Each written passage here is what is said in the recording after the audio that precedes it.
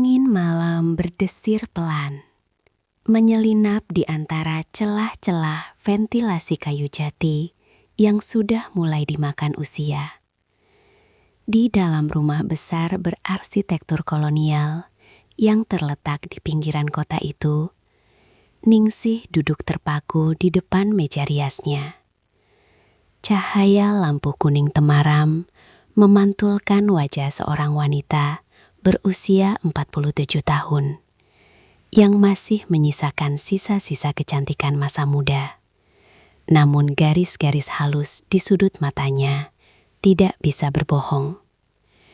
Garis itu adalah peta dari ribuan hari yang ia lalui dalam ketabahan, juga ribuan malam yang ia habiskan dalam kesunyian.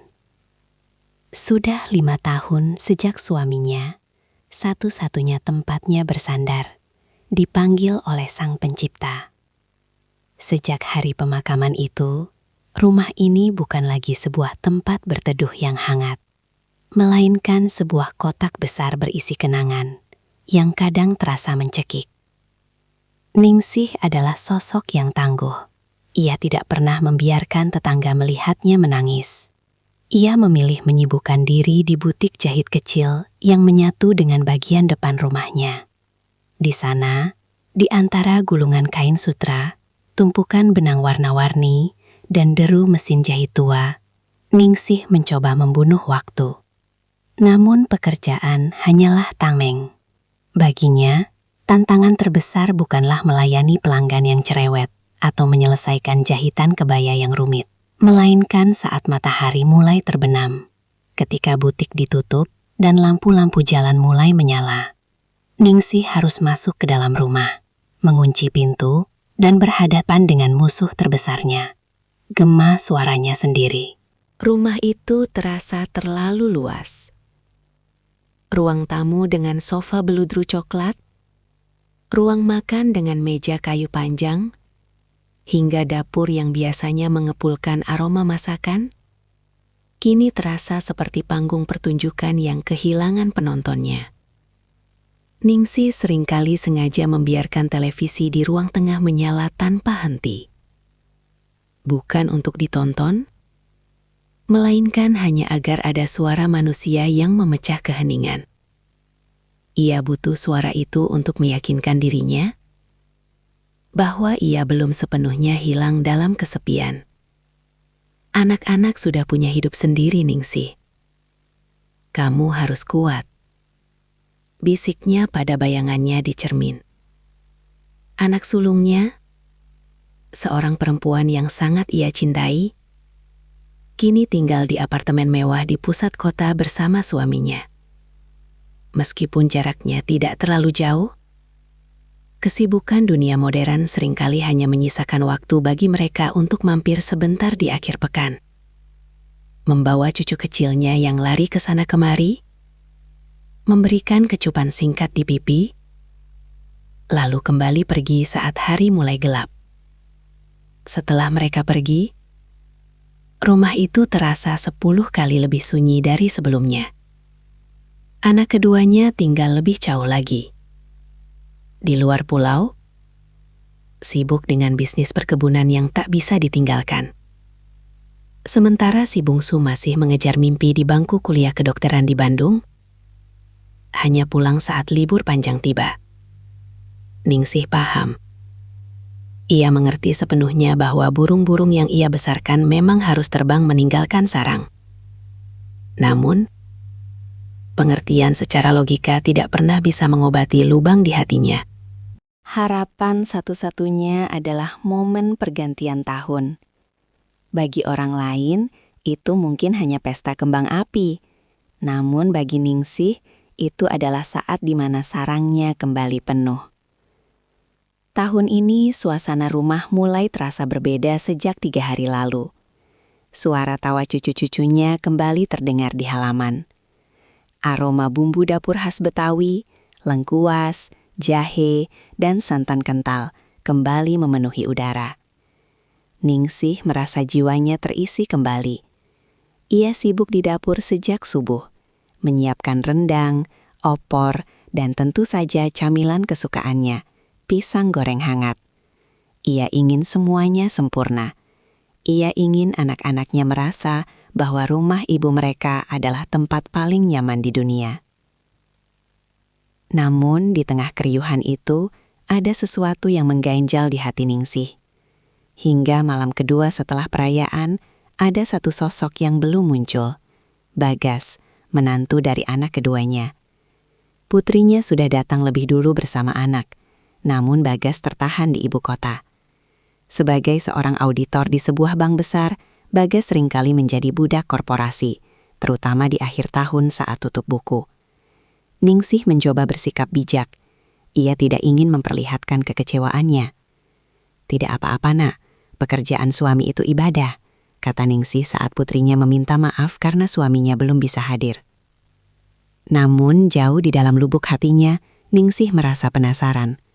Bagas adalah sosok yang sangat berbeda dari menantu-menantunya yang lain. Pria itu berusia 35 tahun, bertubuh tegap, namun selalu membungkuk sopan jika berbicara.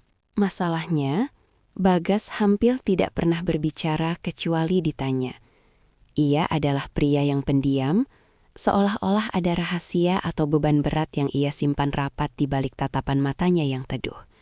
Selama bertahun-tahun menjadi mertua, Ningsih selalu merasa ada tembok yang tak terlihat antara dirinya dan Bagas. Bagas tidak pernah mengeluh, tidak pernah berdebat, dan selalu mengikuti apapun keinginan istrinya tanpa banyak protes. Namun Ningsih, dengan insting seorang wanita yang sudah banyak makan asam garam kehidupan, bisa merasakan bahwa kebisuan Bagas bukanlah tanda bahwa ia kosong, melainkan tanda bahwa ia terlalu penuh. Penuh oleh sesuatu yang tidak tahu bagaimana cara mengeluarkannya. Malam semakin larut.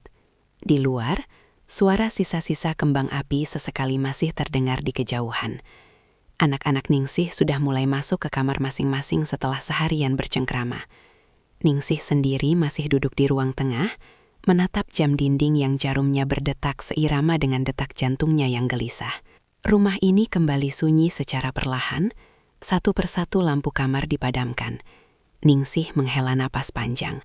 Ia bangkit dari duduknya, merapikan toples-toples kue kering yang isinya sudah berkurang setengah. Ia merasa senang melihat rumahnya ramai, namun ia juga tahu bahwa keramaian ini hanya pinjaman. Dalam beberapa hari, mereka semua akan pergi lagi, dan ia akan kembali menjadi janda tua yang menunggu telepon dari anak-anaknya. Tiba-tiba, suara deru mobil terdengar di halaman depan. Lampu sorot mobil menembus kaca jendela ruang tamu, menyapu dinding-dinding kayu jati dengan cahaya putih yang tajam. Ningsih menoleh, jantungnya berdebar sedikit lebih cepat. Itu Bagas. Akhirnya dia sampai. Ningsih bergegas menuju pintu depan, merapikan daster batiknya yang sedikit kusut. Saat pintu dibuka, udara dingin malam langsung menyergap kulitnya. Di sana, di bawah lampu teras yang temaram, Bagas berdiri sambil membawa tas pundak kecil. Wajahnya tampak sangat kuyu, matanya merah karena kekelahan, dan ada garis kekelahan yang sangat dalam di keningnya. "Selamat malam, Bu. Maaf Bagas baru sampai." Suara Bagas terdengar rendah, hampir seperti bisikan yang pecah. Ningsih menatap menantunya itu. Ada dorongan aneh di dalam hatinya untuk memeluk pria itu, bukan sebagai mertua, melainkan sebagai sesama jiwa yang tampak sedang memikul beban dunia di bahunya. Namun, Ningsih hanya tersenyum hangat, senyum seorang ibu mertua yang bijak. "Masuk, Gas. Makan dulu. Ibu punya pisang goreng dan kopi kalau kamu mau," jawab Ningsih. Bagas hanya tersenyum tipis, senyum yang sangat kaku. Ia mengangguk pelan, lalu melangkah masuk ke dalam rumah.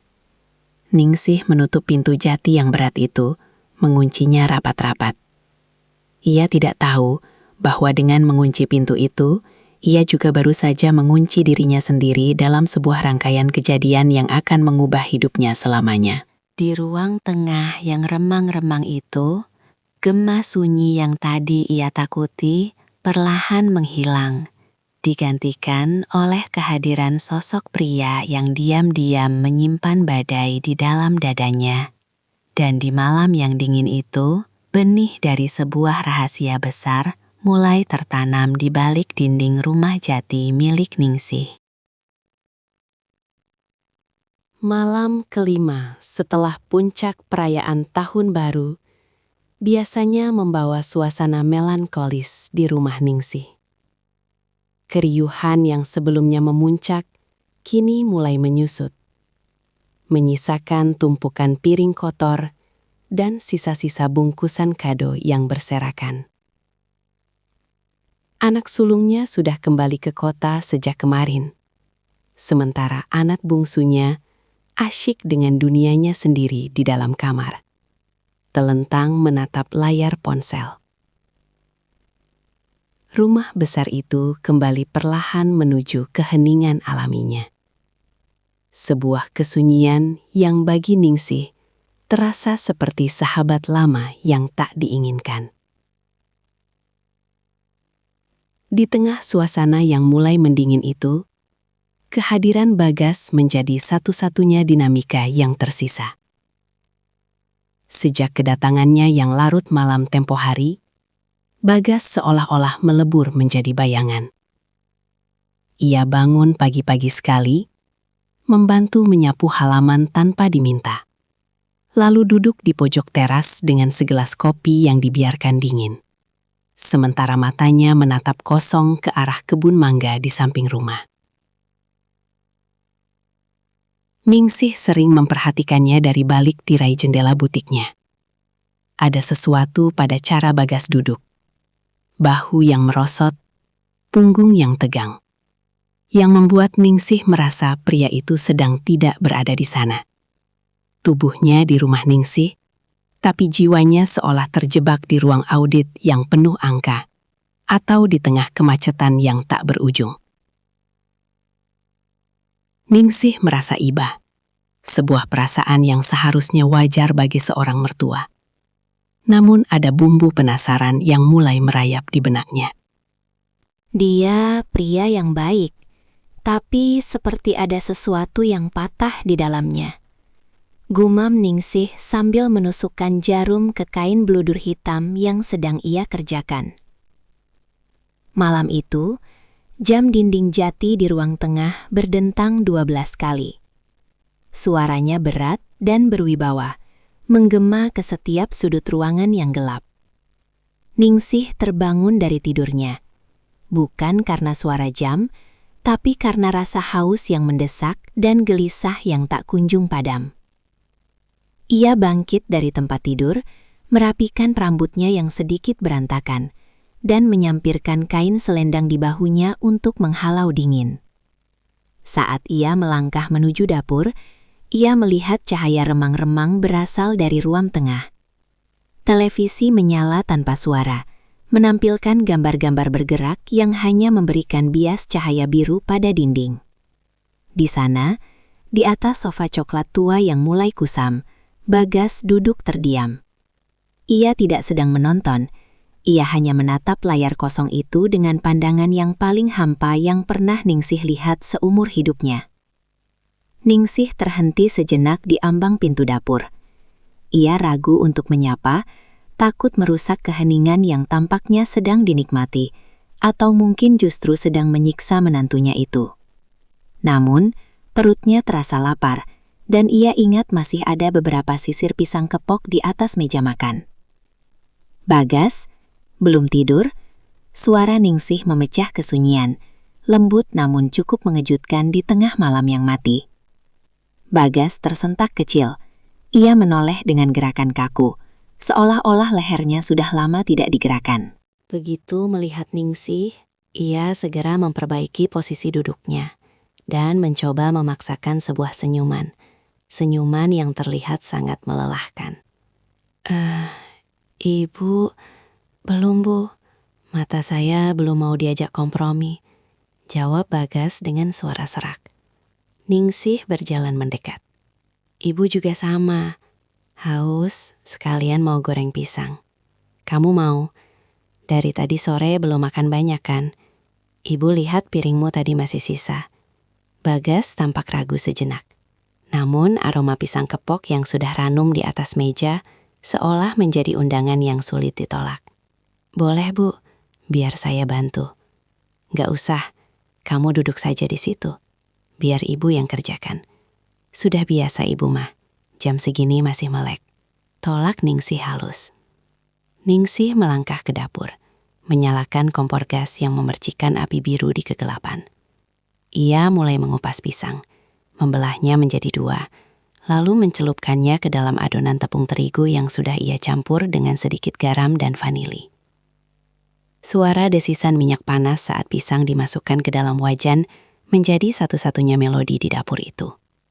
Bau harum pisang goreng yang manis segera memenuhi ruangan, mengalahkan bau apek debu di sudut-sudut rumah tua. Beberapa menit kemudian, Ningsih keluar membawa sepiring besar pisang goreng yang masih mengepulkan uap panas, dan 2 gelas teh tawar hangat. Ia meletakkan nampan itu di meja rendah di depan Bagas, lalu duduk di kursi rotan di samping sofa. Ayo dimakan, mumpung masih hangat. Kalau sudah dingin, tepungnya keras, ajak Ningsih. Bagas mengambil 1 potong, meniupnya pelan, lalu menggigitnya. Enak Bu, pas manisnya. Mereka makan dalam diam selama beberapa saat. Hanya terdengar bunyi renyah dari tepung yang digigit dan detak jam dinding yang seolah semakin nyaring karena tidak ada suara lain. Ningsih memperhatikan Bagas dari sudut matanya. Di bawah cahaya televisi yang redup, Bagas terlihat lebih muda, namun juga lebih rapuh. Ada garis-garis kehitaman di bawah matanya, tanda dari malam-malam panjang yang dilewati tanpa istirahat yang cukup. Kerjaan di kantor berat sekali ya, Gas. Ningsih membuka percakapan dengan hati-hati. Ia tahu pria pendiam seperti Bagas butuh pancingan yang lembut untuk bisa bicara. Bagas menghela napas panjang, sebuah napas yang terdengar seperti beban bertonton sedang diangkat sejenak dari dadanya. Begitulah Bu, akhir tahun selalu jadi masa yang paling gila. Semua angka harus benar, semua laporan harus beres. Tekanannya bukan cuma dari atasan, tapi dari rasa takut kalau ada yang salah. Ia berhenti sejenak, menyesap teh hangatnya. Terkadang saya merasa hidup saya ini cuma deretan angka-angka Bu. Pergi pagi saat anak-anak masih tidur, pulang malam saat mereka sudah di alam mimpi. Di kantor dikelilingi kertas, di rumah kadang saya merasa asing di rumah sendiri. Ningsih terdiam. Kalimat terakhir Bagas seolah menghantam tepat di ulu hatinya. Asing di rumah sendiri? Bukankah itu yang ia rasakan selama 5 tahun ini? Meski ini adalah rumahnya, rumah tempat ia membesarkan anak-anaknya, ia seringkali merasa seperti tamu di sebuah bangunan kosong yang luas. Ibu mengerti, bisik Ningsih. Suaranya sedikit bergetar. Ibu sudah 5 tahun tinggal di sini sendirian. Kadang ibu bicara sama mesin jahit cuma supaya telinga ibu dengar suara manusia. Kesepian itu, dia tidak peduli kita punya uang atau punya keluarga. Dia cuma tahu cara masuk dan tinggal di dalam hati. Bagas menoleh, menatap mertuanya dengan tatapan yang berbeda dari sebelumnya. Selama ini ia melihat Ningsih sebagai sosok ibu mertua yang tegar, janda tangguh yang mandiri. Ia tidak pernah menyangka bahwa di balik kebaya rapi dan senyum ramahnya, Ningsih menyimpan luka sunyi yang sama besarnya dengan kegelisahan yang ia miliki. Ibu juga merasa begitu? Tanya Bagas lirih. Ningsih mengangguk pelan. Setiap malam, Gas.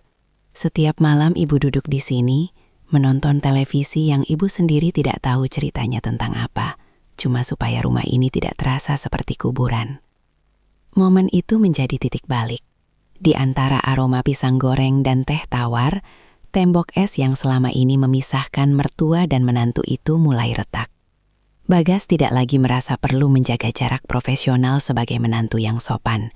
Ia merasa menemukan seseorang yang benar-benar bisa mendengar frekuensi kesedihannya. Kadang aku iri sama ibu, kata Bagas. Kini ia tidak lagi menggunakan kata ganti saya yang kaku. Ibu punya butik, punya kesibukan yang ibu cintai. Aku cuma melakukan apa yang orang harapkan dari aku. Jadi suami yang cari uang, jadi ayah yang bertanggung jawab. Tapi aku lupa gimana caranya jadi diri sendiri. Ningsih bergeser duduknya, sedikit lebih dekat ke arah sofa tempat Bagas berada. Ia bisa mencium aroma parfum maskulin Bagas yang samar bercampur dengan bau keringat sisa perjalanan. Ada dorongan naluriah untuk menyentuh bahu pria itu, untuk memberikan kekuatan, seperti yang ia lakukan pada anak-anaknya dahulu. Hidup memang sering memaksa kita jadi orang lain, Gas, jawab Ningsih lembut. Tapi malam ini, di rumah ini, kamu tidak perlu jadi auditor. Kamu tidak perlu jadi menantu yang sempurna. Kamu cuma Bagas. Bagas menatap Ningsih. Mata wanita itu berkaca-kaca, memantulkan cahaya TV yang membuat matanya terlihat bersinar di kegelapan. Untuk pertama kalinya, Bagas melihat Ningsih bukan sebagai ibu dari istrinya, melainkan sebagai seorang wanita yang hangat, yang penuh pengertian, dan yang sama seperti dirinya, sedang sangat merindukan sentuhan manusia. Keheningan malam itu kini terasa berbeda, tidak lagi mencekam, melainkan terasa intim dan berbahaya. Ada udara yang mendadak terasa lebih berat di antara mereka. Jarak di antara kursi rotan dan sofa itu seolah-olah mengecil dengan sendirinya. Ningsih bisa merasakan jantungnya berdegup lebih kencang. Ia tahu ini salah. Ia tahu Bagas adalah suami anaknya. Namun, rasa hangat yang menjalar di dadanya saat Bagas menatapnya dengan penuh rasa terima kasih adalah sesuatu yang sudah lama hilang dari hidupnya. Dan bagi Ningsih, di malam yang sunyi ini, rasa hangat itu terasa jauh lebih nyata daripada norma apapun yang pernah ia pelajari.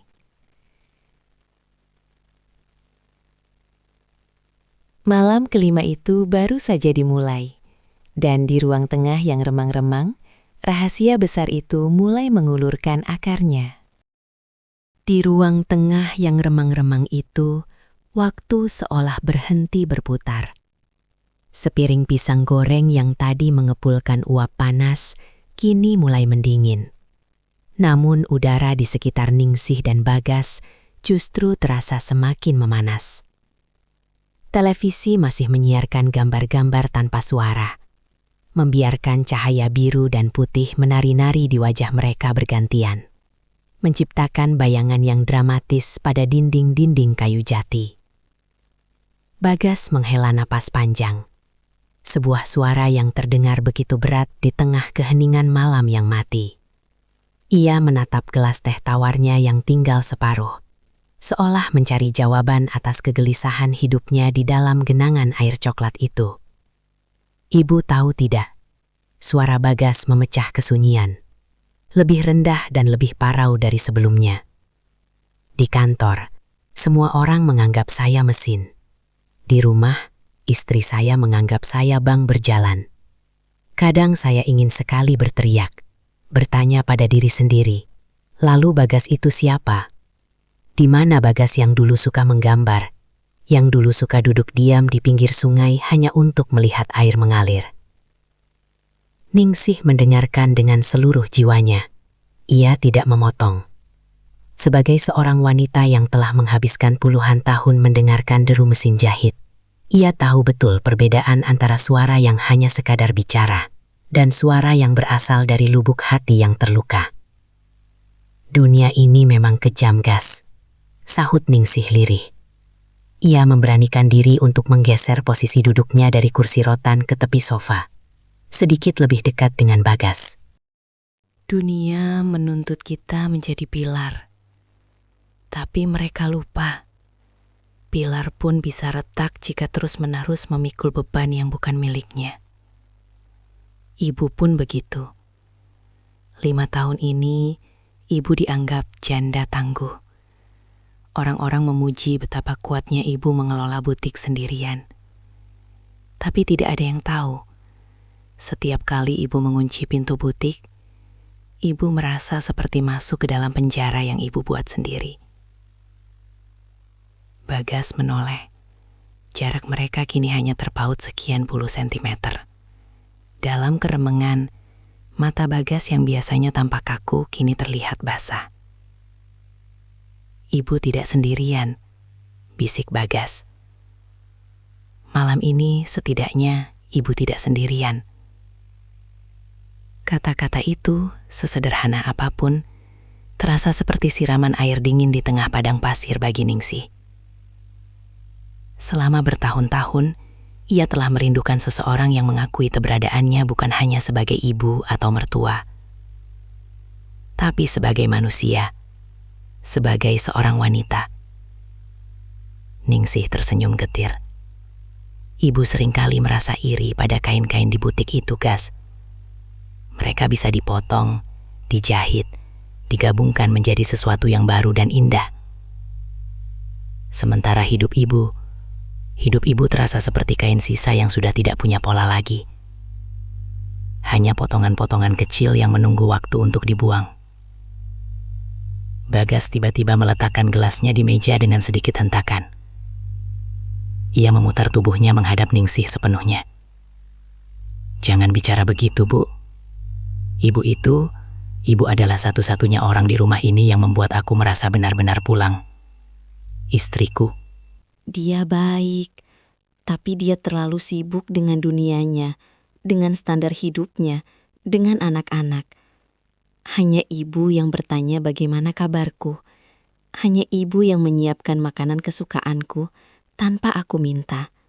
Tangan Bagas yang besar dan kasar karena kerja keras bergerak ragu-ragu di atas sofa, lalu tanpa sadar menyentuh jemari Ningsih yang sedang meremas kain selendangnya. Sentuhan itu hanya sesaat, namun efeknya seperti sengatan listrik yang menjalar ke seluruh saraf Ningsih. Jantungnya berdebar kencang, sebuah sensasi yang ia pikir sudah mati terkubur bersama suaminya. Ningsih tidak menarik tangannya. Itu adalah kesalahan pertamanya. "Bagas, kita tidak seharusnya," bisik Ningsih, namun kalimatnya menggantung di udara. Ia tidak punya kekuatan untuk menyelesaikan peringatan itu, karena bagian lain dari dirinya, bagian yang kesepian dan rapuh, justru menginginkan sentuhan itu lebih dari apapun. "Aku tahu, Bu. Aku tahu ini salah," jawab Bagas. Suaranya kini terdengar seperti rintihan. "Tapi malam ini saja, biarkan aku merasa tidak sendirian. Biarkan aku merasa ada seseorang yang benar-benar melihatku." Bagas menggenggam tangan Ningsih sepenuhnya. Tangan Ningsih terasa dingin. Namun bagi Bagas, itu adalah pelabuhan paling hangat yang pernah ia temukan dalam waktu lama. Ningsih menatap wajah menantunya itu. Di bawah cahaya TV yang redup, wajah Bagas terlihat penuh duka yang sangat dalam. Ningsih merasakan dorongan keibuan bercampur dengan sesuatu yang jauh lebih gelap dan mendalam. Ia mengangkat tangannya yang lain, lalu dengan lembut mengusap pipi Bagas. Kulit pria itu terasa kasar karena kumis tipis yang belum sempat dicukur. Sebuah tekstur yang mengingatkan Ningsih pada mendiang suaminya. Namun pada saat yang sama, terasa sangat baru dan asing. "Kamu anak yang baik, Gas," kata Ningsih. Meski ia tahu kata anak kini sudah tidak tepat lagi digunakan. Bagas memejamkan matanya, menikmati belayan tangan Ningsih yang halus karena sering menyentuh sutra. Ia merasakan kedamaian yang aneh. Seolah-olah semua laporan kantor, semua tuntutan istri, dan semua kebisingan dunia mendadak lenyap. Yang tersisa hanya mereka berdua. Dua jiwa yang tersesat di tengah malam yang sunyi. Di sebuah rumah tua yang penuh dengan gema masa lalu.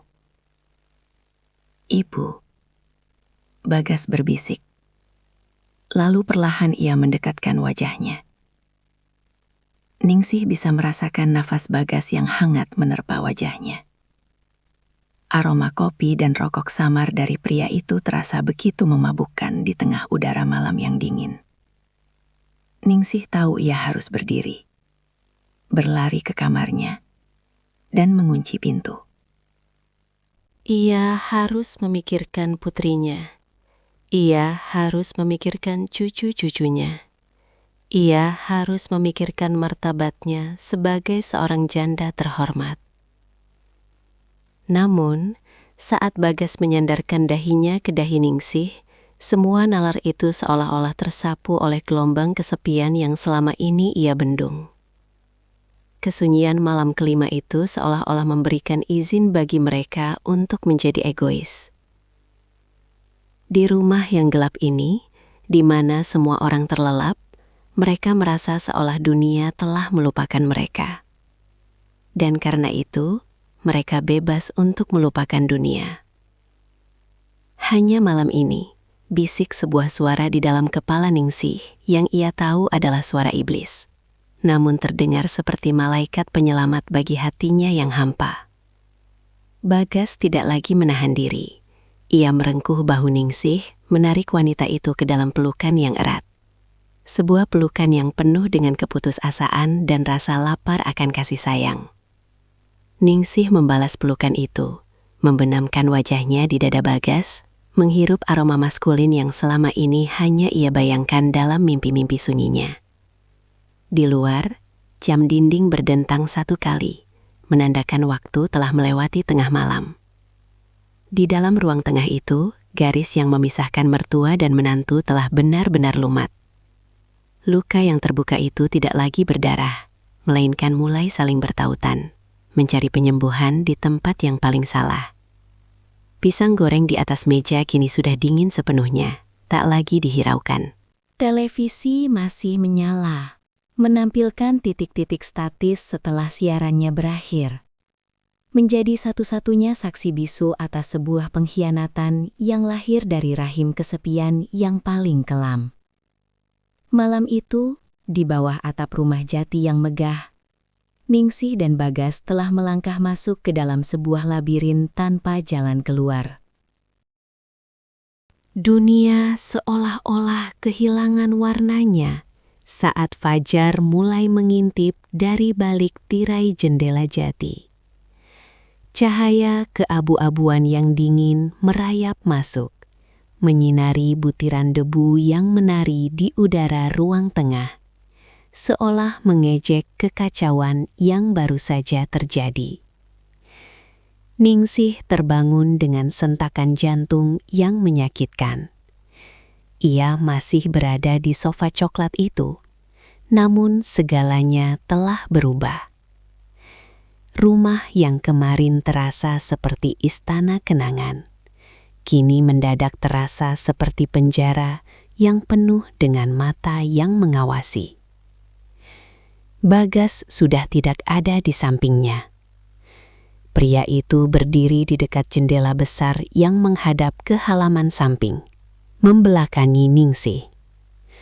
Punggungnya yang tegap tampak kaku, seolah sedang menahan beban langit agar tidak runtuh menimpa rumah itu.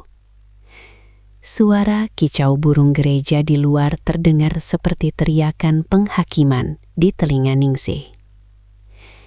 Ningsih merapikan daster batiknya dengan tangan gemetar. Setiap gesekan kain di kulitnya mengingatkannya pada kehangatan semalam. Sebuah kehangatan yang kini berubah menjadi api yang membakar harga dirinya. Ia berdiri dengan kaki yang terasa lemas, seolah seluruh tulangnya telah berubah menjadi bubur. Gas, suara Ningsih nyaris tidak keluar. Ia terdengar seperti orang asing bagi dirinya sendiri. Bagas menoleh perlahan. Wajahnya yang biasanya tenang kini terlihat hancur. Matanya yang cekung menyiratkan duka yang lebih dalam daripada saat ia pertama kali datang. Tidak ada kata-kata. Keheningan di antara mereka bukan lagi keheningan yang menyatukan seperti semalam, melainkan keheningan yang memisahkan mereka. ke dalam dua kutub penyesalan yang berbeda. "Aku harus mandi, Bu. Sebentar lagi anak-anak bangun," kata Bagas dengan suara yang datal, hampa, tanpa ekspresi. Ia melangkah pergi tanpa berani menatap mata Ningsih lebih dari sedetik. Ningsih terpaku di tengah ruangan. Ia menatap piring pisang goreng yang masih tersisa satu potong. Kini tampak pucat dan layu. Gelas-gelas teh yang kosong menyisakan noda melingkar di atas meja. Saksi bisu betapa cepatnya martabat seorang manusia bisa luluh lantak hanya karena satu malam kesepian yang tak terkendali. "Ya Tuhan, apa yang sudah aku lakukan?" bisik Ningsih sambil menutup wajah dengan kedua telapak tangannya. Air mata yang panas mulai mengalir, namun ia segera menghapusnya. Ia tidak boleh menangis. Ia tidak punya hak untuk menangis. Sebagai seorang ibu mertua, ia seharusnya menjadi benteng terakhir moralitas keluarga ini, bukan orang yang merubuhkannya. Sandiwara pagi hari. 1 jam kemudian, rumah itu mulai hidup. Suara pintu kamar yang dibuka, gemericik air dari kamar mandi, dan celoteh cucu-cucunya mulai memenuhi udara. Ningsih berada di dapur, bergerak seperti robot. Ia memotong bawang, menyalakan kompor, dan menyiapkan sarapan nasi goreng dengan gerakan yang terlalu cepat. Seolah-olah dengan menyibukkan tangan, ia bisa membungkam pikirannya. Putrinya, istri Bagas, masuk ke dapur dengan wajah segar dan senyum yang lebar. "Pagi, Bu. Wah, baunya enak sekali. Ibu kok rajin banget sih? Padahal semalam kayaknya ibu tidur larut ya." Jantung Ningsih seakan berhenti berdetak sesaat. Ia membelakangi putrinya, pura-pura sibuk mengaduk nasi di penggorengan. "Iya, Nak. Ibu cuma mau memastikan kalian sarapan enak sebelum nanti bersiap-siap pulang." "Bagas mana, Bu? Tadi aku bangun dia sudah tidak ada di kamar," tanya putrinya sambil mengambil gelas untuk membuat kopi. Tadi ibu lihat dia di depan, mungkin cari udara segar," jawab Ningsih. Suaranya terdengar kaku di telinganya sendiri, namun putrinya tampaknya tidak menyadari ada nada yang salah. Tak lama kemudian, Bagas masuk ke ruang makan. Ia sudah berpakaian rapi, rambutnya basah, disisir ke belakang, tampak seperti menantu teladan yang selalu dibanggakan keluarga. Ia duduk di meja makan, mengambil piring, dan mulai menyendok nasi goreng tanpa banyak bicara. Ningsih meletakkan piring tambahan di tengah meja. Saat tangannya bergerak, ia secara tidak sengaja bersentuhan dengan lengan Bagas. Hanya sepersekian detik, namun sensasinya seperti ledakan. Ningsih segera menarik tangannya kembali, wajahnya memanas. Ia melirik Bagas, namun pria itu tetap menunduk, fokus pada makanannya seolah-olah nasi goreng itu adalah hal paling penting di dunia. "Pak, kok diam saja? Kurang tidur ya?" tanya sang istri sambil mengusap pundak Bagas dengan mesra. Bagas tersedak sedikit, lalu mengangguk. "Iya, agak pusing sedikit. Mungkin karena perjalanan kemarin." Ningsih yang berdiri di dekat wastafel merasa dadanya sesak. Melihat putrinya menyentuh Bagas dengan penuh kasih sayang, membuatnya merasa seperti seorang kriminal. Ia merasa seperti pencuri yang telah mengambil sesuatu yang bukan haknya. Dan kini ia harus berdiri di sana, menonton pemilik aslinya menikmati apa yang tersisa. Ketegangan yang tersembunyi. Sepanjang pagi itu, suasana rumah terasa sangat mencekam bagi Ningsih dan Bagas. Di permukaan, semuanya tampak normal. Anak-anak bermain, cucu-cucu tertawa, dan obrolan tentang rencana kepulangan mengalir lancar. Namun, di bawah permukaan itu, ada arus bawah yang sangat kuat. Setiap kali mata Ningsih dan Bagas tidak sengaja bertemu, ada percikan ketegangan yang membuat udara seolah-olah berlistrik. Ada rahasia besar yang menggantung di antara mereka. Sebuah rahasia yang jika meledak, akan menghancurkan hidup semua orang yang ada di ruangan itu. Ningsih berusaha keras untuk tidak menunjukkan gelagat aneh. Ia berbicara lebih banyak dari biasanya, tertawa pada lelucon cucunya dengan sedikit terlalu keras, dan terus-menerus bergerak. Ia takut, jika ia diam barang sedetik saja, wajahnya akan mengkhianati perasaannya. Ia takut orang-orang akan melihat sisa-sisa malam itu di matanya yang sembab. Sementara itu, Bagas kembali ke sifat aslinya, pendiam. Namun kali ini, pendiamnya terasa berbeda. Ia bukan lagi pendiam karena lelah atau tertutup, melainkan pendiam karena takut. Ia menghindari kontak mata dengan Ningsih sebisa mungkin. Namun, justru itulah yang membuat suasana semakin aneh bagi Ningsih. Penolakan Bagas untuk menatapnya justru menegaskan bahwa apa yang terjadi semalam adalah nyata, bukan sekedar mimpi buruk yang bisa dihapus. Menjelang siang, saat anak-anak sedang berkemas di kamar, Ningsih pergi ke teras samping untuk mengambil jemuran kain serbet. Di sana, ia menemukan Bagas sedang berdiri sendirian, merokok dengan terburu-buru. "Gas," panggil Ningsih lirih. Bagas menoleh, matanya terlihat liar sesaat sebelum kembali layu. "Bu, kita tidak bisa melakukan ini. Ini salah. Ini gila. Ibu tahu, Gas. Ibu tahu," jawab Ningsih dengan suara yang hampir pecah. "Kita harus melupakan semuanya. Anggap saja semalam tidak pernah terjadi. Demi mereka, Gas. Demi anak-anak." Bagas membuang puntung rokoknya dan menginjaknya dengan keras. "Bagaimana caranya melupakan sesuatu yang terasa begitu nyata, Bu? Setiap kali aku melihat istriku, aku merasa seperti iblis. Kamu harus bisa, Gas. Kamu harus kuat." Ningsih mendekat satu langkah, namun segera berhenti. Ia menyadari bahwa jarak di antara mereka kini bukan lagi sekedar jarak fisik, melainkan jurang moral yang sangat dalam. "Ibu akan menyimpan ini sampai mati. Kamu juga harus begitu. Jangan pernah katakan pada siapapun. Selamanya." Bagas hanya menatap Ningsih dengan pandangan yang penuh penderitaan. Ia ingin berkata sesuatu, mungkin sebuah permintaan maaf, atau mungkin sebuah pengakuan bahwa ia tidak menyesal sepenuhnya. Namun, suara putrinya yang memanggil dari dalam rumah memutus momen itu. "Pah, tolong bantu angkat kopar." Bagas menarik napas panjang, merapikan bajunya, dan kembali memakai topeng menantu sempurna.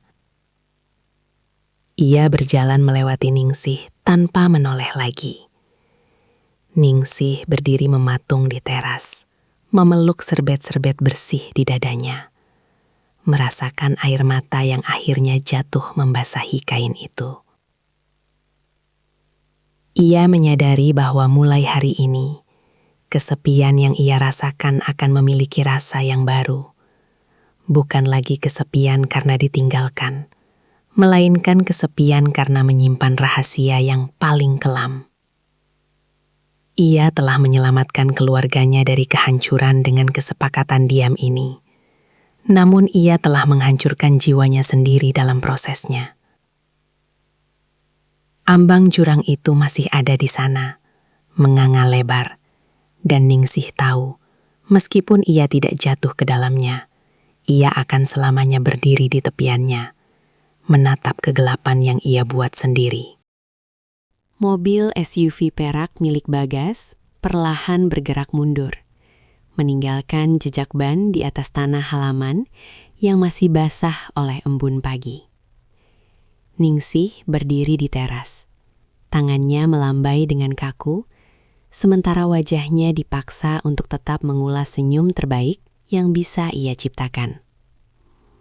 Di dalam mobil itu, putrinya melambaikan tangan dengan riang, sementara cucu-cucunya menempelkan wajah ke kaca jendela sambil berteriak, "Dadah nenek, nanti main lagi ya. Hanya Bagas yang tidak menoleh. Matanya terpaku lurus ke depan. Kedua tangannya mencengkram kemudi dengan begitu kuat hingga buku-buku jarinya memutih. Bagi dunia luar, itu adalah pemandangan perpisahan keluarga yang manis. Namun bagi Ningsih, deru mesin mobil itu terdengar seperti lonceng kematian bagi ketenangan jiwanya. Begitu mobil itu hilang di tikungan jalan, Ningsih menurunkan tangannya. Seketika itu juga, senyumnya luruh, digantikan oleh gurat kelelahan yang luar biasa. Ia berbalik dan masuk ke dalam rumah. Saat pintu jati itu tertutup dengan suara dentum yang berat, Ningsih merasa seolah-olah seluruh oksigen di dalam rumah itu mendadak lenyap. Rumah itu kembali sunyi. Namun, ini bukan sunyi yang biasa ia kenal.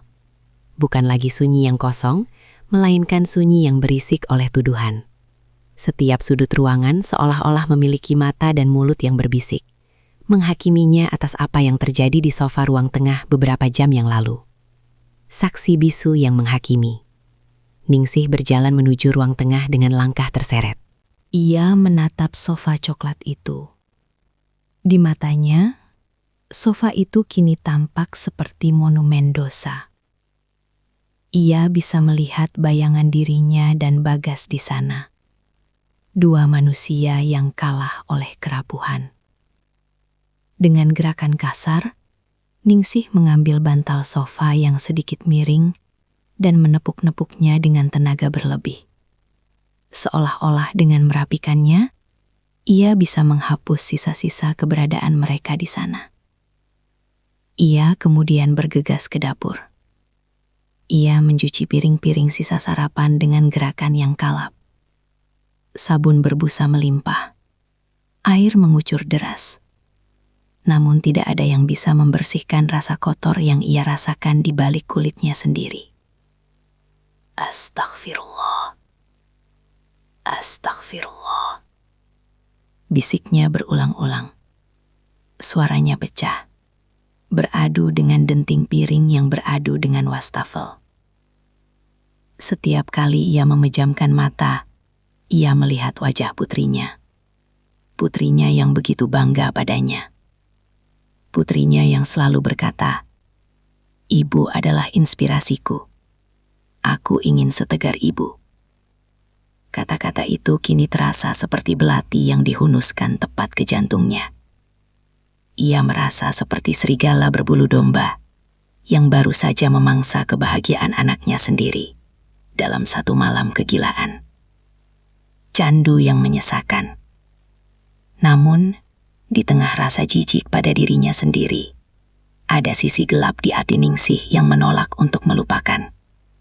Ingatan tentang bagaimana Bagas menatapnya, bagaimana pria itu mendengarkan keluh kesahnya, seolah dia adalah wanita paling penting di dunia, masih memberikan kehangatan yang sisa-sisanya masih tertinggal di dadanya. Itulah yang paling menyiksa Ningsih. Rasa bersalah itu berperang dengan rasa haus akan kasih sayang yang baru saja terpuaskan sedikit. Ia membenci dirinya sendiri karena merindukan getaran itu. Ia membenci kenyataan bahwa setelah 5 tahun menjadi bayangan, ia merasa hidup justru saat melakukan kesalahan paling fatal dalam hidupnya. Sore harinya, Ningsih mencoba mencari pelarian di butiknya. Ia menyalakan mesin jahitnya, suara tak-tek dari jarum yang menembus kain biasanya menjadi meditasi baginya. Namun hari ini, jarum itu berkali-kali meleset. Benangnya kusut, persis seperti pikirannya. Tiba-tiba, ponselnya di atas meja jahit bergetar. Sebuah pesan masuk dari putrinya. "Bu, kami sudah sampai di rumah dengan selamat. Bagas langsung tidur, katanya pusing sekali. Makasih ya Bu buat pisang gorengnya semalam. Bagas bilang itu pisang goreng paling enak yang pernah dia makan. Love you Bu." Ponsel itu hampir jatuh dari tangan Ningsih. Kalimat Bagas bilang itu pisang goreng paling enak terasa seperti sindiran yang sangat tajam. Apakah Bagas mengatakannya dengan rasa bersalah, atau apakah itu kode rahasia di antara mereka? Ningsih melempar ponselnya ke tumpukan kain sutra. Ia merasa mual. Ia merasa seolah-olah seluruh keluarganya sedang menari di atas bom waktu yang ia pegang pemicunya. Doa di atas sajadah yang basah. Malam tiba dan ketakutan Ningsih memuncak. Ia tidak berani duduk di ruang tengah. Ia mengunci diri di kamar, menyalakan lampu seterang mungkin, seolah-olah cahaya bisa mengusir bayang-bayang dosa. Ia mengambil air wudhu, membiarkan air dingin membasahi wajah dan lengannya, berharap kesucian air itu bisa meresap hingga ke jiwanya yang menghitam. Ia membentangkan sajadah, mengenakan mukena putihnya, dan mulai bersujud. Dalam sujud yang panjang itu, pertahanannya runtuh. Ningsih terisak hingga bahunya berguncang hebat. Di atas kain sajadah itu, ia mengadu pada Sang Pencipta. Ya Allah, hamba adalah wanita yang lemah. Hamba tersesat dalam kesepian hamba sendiri. Cabutlah rasa ini ya Allah. Jangan biarkan hamba menghancurkan darah daging hamba sendiri. Tangisnya pecah di tengah kesunyian kamar. Ia memohon ampunan, namun di saat yang sama, ia merasa tidak layak untuk dimaafkan. Ia membayangkan wajah almarhum suaminya. Ia membayangkan betapa kecewanya sosok pria yang fotonya masih terpajang di ruang tamu itu, melihat apa yang istrinya lakukan dengan menantunya sendiri. Luka batin itu terasa sangat nyata, seperti luka fisik yang terus mengeluarkan darah. Marni? Ningsih? Sadar bahwa rahasia ini adalah beban seumur hidup.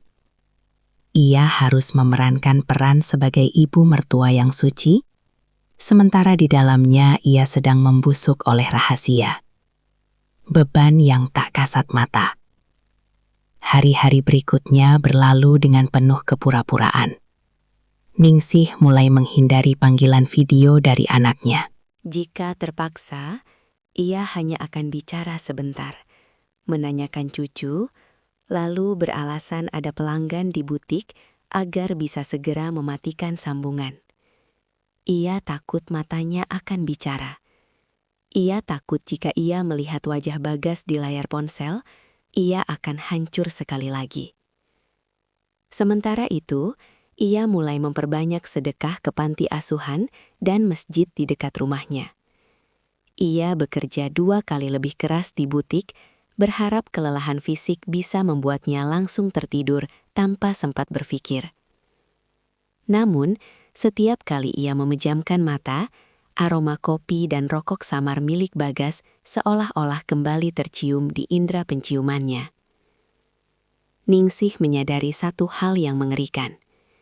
Ia tidak hanya dihantui oleh rasa bersalah, tapi juga oleh rasa takut bahwa suatu hari nanti Bagas akan kembali. Dan ia lebih takut lagi pada kenyataan bahwa ia mungkin tidak akan punya kekuatan untuk menolaknya lagi.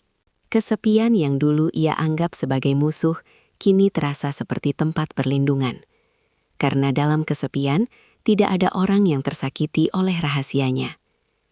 Namun, ia tahu, tembok yang ia bangun untuk menutupi rahasia ini hanyalah tumpukan pasir yang bisa runtuh kapan saja jika takdir menghendaki. Ningsih menatap cermin, melihat dirinya yang tampak lebih tua 10 tahun hanya dalam hitungan hari. Rahasia itu telah mencuri jiwanya, meninggalkan seorang wanita yang hanya hidup untuk menjaga sebuah kebohongan besar sampai hari kematiannya tiba. Bulan-bulan berganti, dan musim hujan mulai membasahi tanah Betawi, membawa hawa dingin yang menusuk hingga ke tulang. Di rumah besar itu, Ningsih menjalani hidupnya seperti sebuah jam mekanik yang terus berdetak tanpa nyawa. Butik jahitnya kini lebih produktif dari sebelumnya, bukan karena ia ambisius, melainkan karena hanya di balik deru mesin jahitlah ia bisa menenggelamkan suara-suara di kepalanya.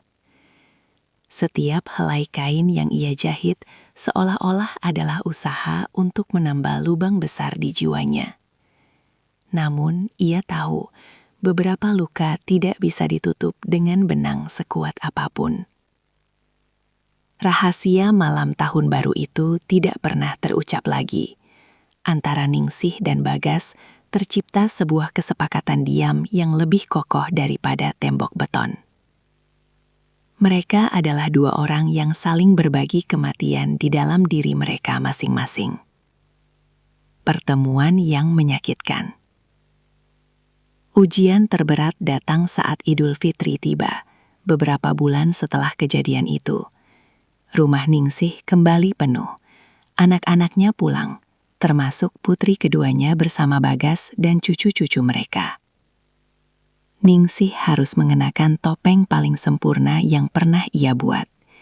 Ia memasak ketupat, menyiapkan rendang, dan tersenyum menyalami tetangga, seolah-olah ia adalah janda paling suci di lingkungan itu. Saat Bagas melangkah masuk ke rumah, suasana mendadak terasa hampa bagi Ningsih.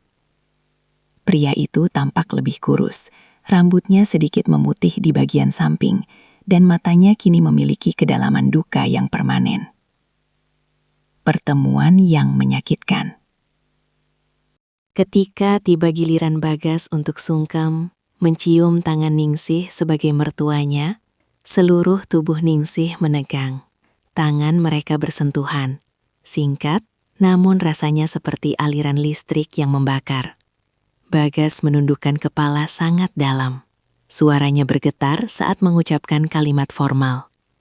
Mohon maaf lahir dan batin, Bu. Maafkan semua kesalahan Bagas.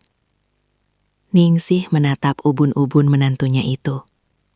Air matanya hampir jatuh, bukan karena haru kemenangan Idul Fitri, melainkan karena ironi yang begitu pahit. Iya, Gas. Ibu juga minta maaf. Semua sudah Ibu maafkan. Semoga kita semua bisa menjadi orang yang lebih baik. Jawab Ningsih dengan suara yang hampir tercekat di tenggorokan. Di ruang tamu, di depan anak dan cucunya, mereka adalah mertua dan menantu yang saling menghormati. Namun di dalam batin, mereka adalah dua orang asing yang terikat oleh rantai dosa yang tak terlihat. Bagas tidak pernah lagi berlama-lama di dapur atau ruang tengah. Ia lebih banyak menghabiskan waktu bermain dengan anak-anaknya atau berpura-pura tidur lebih awal. Mereka saling menghindari, bukan karena benci, tapi karena melihat wajah satu sama lain adalah cara tercepat untuk memanggil kembali rasa bersalah yang menyesakkan dada. Penebusan yang sunyi. Tahun-tahun berlalu dengan cepat. Anak bungsu Ningsih lulus kuliah, putri sulungnya pindah ke luar negeri, dan Ningsih semakin menua. Rambutnya kini memutih sepenuhnya. Butiknya sudah ia tutup karena matanya tak lagi kuat melihat lubang jarum. Namun rumah itu tetap ia tinggali sendirian. Bagas, di sisi lain, berubah menjadi suami yang luar biasa perhatian. Ia seolah-olah mendedikasikan sisa hidupnya untuk menebus satu malam kesalahan itu. Ia tidak pernah lagi mengeluh pada istrinya. Ia menjadi ayah yang sangat hadir untuk anak-anaknya. Orang-orang melihat keluarga mereka sebagai teladan keluarga harmonis. Namun, setiap kali Bagas duduk sendirian di kantornya yang mewah, ia seringkali termenung menatap ke arah jendela, teringat pada aroma pisang goreng dan kehangatan yang pernah ia temukan di rumah mertuanya. Ningsih pun mencari jalannya sendiri. Ia menjadi lebih religius. Ia menghabiskan waktunya di masjid, membantu mengajar mengaji anak-anak yatim, dan menyedekahkan hampir seluruh harta peninggalan suaminya. Ia berharap Tuhan melihat usahanya untuk membersihkan noda yang tak terlihat itu. Namun setiap kali ia bersujud, bayangan malam itu tetap muncul, bukan sebagai kenangan manis, melainkan sebagai pengingat akan kerapuhan manusia. Senja yang tak terelakkan. Suatu sore di usianya yang ke-65, Ningsih duduk di kursi rotan di teras samping, tempat ia dan Bagas pernah berbicara. Ia menatap matahari yang perlahan tenggelam, mewarnai langit dengan semburat jingga dan ungu yang megah. Tubuhnya mulai sering sakit-sakitan, dan ia tahu waktunya mungkin tidak lama lagi. Telepon genggamnya bergetar. Sebuah video call dari cucunya, yang kini sudah beranjak remaja. Di latar belakang, ia melihat Bagas sedang memanggang daging di halaman belakang rumah mereka. Tampak bahagia dikelilingi anak-anaknya. Bagas sempat menoleh ke kamera, melambaikan tangan, dan tersenyum tipis pada Ningsih. Ningsih membalas senyuman itu. Di momen itu, Ningsih menyadari sesuatu. Rahasia ini telah mengubah mereka menjadi orang yang lebih baik melalui cara yang sangat menyakitkan. Mereka menjadi lebih rendah hati, lebih waspada terhadap godaan, dan lebih menghargai keluarga, karena tahu betapa mudahnya semua itu dihancurkan. Rahasia ini akan mati bersamaku, bisik Ningsih pada angin senja. Ia tidak pernah menyesal telah memberikan kehangatan pada jiwa yang lapar malam itu. Namun, ia akan selamanya menyesali pengkhianatan yang menyertainya. Baginya, itu adalah salib yang harus ia panggul sendirian. Ia telah memilih untuk diam, membiarkan dirinya sendiri yang terbakar oleh api rasa bersalah, agar anak-anaknya tetap bisa hidup dalam cahaya kebahagiaan yang terang benderang. Penutup, Gema di Rumah Jati. Beberapa tahun kemudian, Ningsih berpulang dengan tenang di kamarnya. Saat pemakaman, Bagas berdiri paling depan di samping liang lahat. Ia membantu menurunkan jenazah mertuanya itu dengan tangan yang gemetar hebat. Saat tanah mulai menutupi papan kayu, Bagas membisikkan doa yang tidak didengar oleh siapapun, kecuali tanah dan Tuhan. Terima kasih, Bu. Terima kasih sudah menjaga rahasia ini.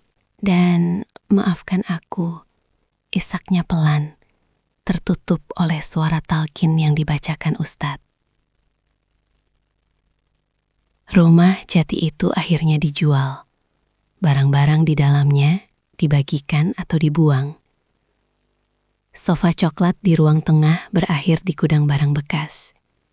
Kain-kain di butik disumbangkan. Fisik dari malam itu telah lenyap sepenuhnya. Namun di dalam hati Bagas, dan di dalam gema sunyi rumah-rumah yang mereka tinggali, kisah itu tetap ada.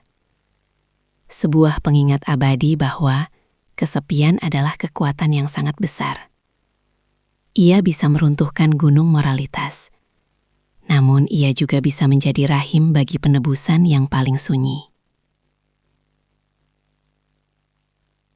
Kisah Ningsih dan Bagas terkubur dalam-dalam di bawah tanah pemakaman yang tenang, menjadi sebuah rahasia besar yang takkan pernah terungkap oleh dunia, namun akan selalu diingat oleh Tuhan, sebagai bagian dari drama kehidupan manusia yang penuh dengan celah dan cinta yang salah arah.